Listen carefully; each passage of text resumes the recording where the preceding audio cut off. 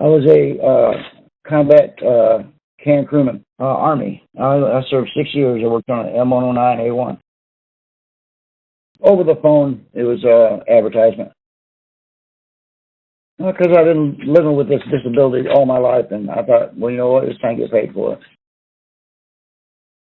I think the very in-depth hearing test helped a lot. That's what I got it for. I got 20% hearing disability. You know, they were very professional and very, very nice. The appointments were always set to my convenience. It was very helpful all the way down the line. Well, that felt great. They even give me back pay. Well, it gives me another $300 a month to work with. I'm getting ready to retire, so that'll help a lot.